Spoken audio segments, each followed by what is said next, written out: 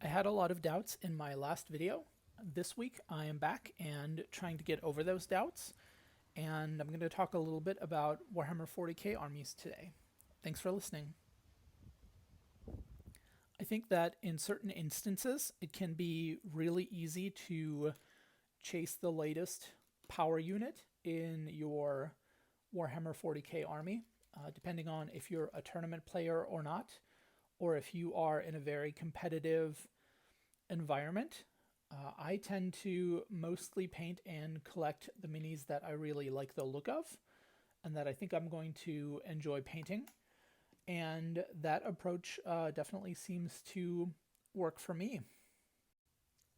My orc army has been building over the last couple of years. At this point, I have a pretty decent sized collection. I actually am not entirely sure what's the most powerful unit, quote unquote, right now, or what the most powerful unit is going to be when the new Orc Codex is releasing, which will hopefully be soon. But what I do know is that right now I'm having a lot of fun working on my Orc vehicle list. I'm enjoying painting some battle wagons. I'm enjoying painting some Orc warbikers. I don't know if they're going to be good on the table or not. I think that in my case, it doesn't really matter all that much. I get to play Warhammer 40k not as often as I'd like to. I basically have just a single main opponent. Her name is Amy, and she's pretty awesome. Like me, she also plays orcs. So regardless of what army lists we are bringing to the table, I know that our games are going to be a lot of fun. We tend to take entire afternoons to play a single 2,000 point game, and that again is also more than okay by me. Orcs versus orcs is always going to be a really good game experience, and so in our case it doesn't matter whether we're chasing the meta or not and going after the most powerful unit in the codex, because when orcs fight there's always a clear winner, and it's going to be orcs. Considering my personal play experience might be different from yours, I do think it's important to focus on building a collection that you can build a good army out of, instead of maybe chasing the most powerful units in the codex or in your local area. Just focus on painting the miniatures that you like the look of, the ones that you know you're going to enjoy building and painting and using on the table, regardless of whether or not their rules are as great as they possibly could be. I think if you focus more on that, on building a collection versus an army, I think in the end you're probably going to have a better hobby experience than someone who chases that flavor of the month every single codex release. And yeah, I think for me it's important to paint the miniatures that I like the look of. I'm not going to be chasing and collecting miniatures that are powerful just because they're going to kick butt on the table. And I don't like forcing myself to paint miniatures that I may not necessarily like the look of either.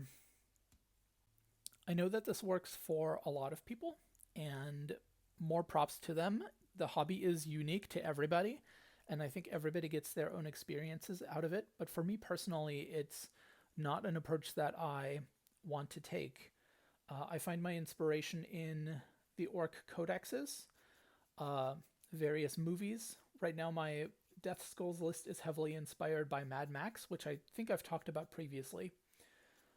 And every time I open one of those codexes or look at a rulebook, I get a little bit more inspired. And that, in my personal hobby, also translates to my painting. My battle wagon is getting closer to being finished. I'm looking forward to hopefully being able to field 3 of them in an army list, each of them packed to the brim with orcs ready to get into the fight. And I think it's going to look really cool on the table. I don't know if the rules are going to be great. We'll have to wait and see on that, but that's more than okay with me, because I enjoy playing rather, I enjoy playing with a fully painted army whenever possible. And so I think in the end, a collection is certainly more important than an army. This definitely applies to my Horus Heresy Alpha Legion army as well, where I'm also not necessarily focused on power units. I'm more focused on painting things that I like the look of and that I think are going to be really fun to use on the tabletop. I think part of that is why I have such a huge collection of tactical marines. They also work well with my army-wide rules, but that's for me as an added bonus because I just really like painting space marines. I think what I'm largely trying to say here in this particular video is that you should enjoy the hobby the way that you enjoy the hobby. Do your own thing. Don't necessarily follow up with what everybody else is doing.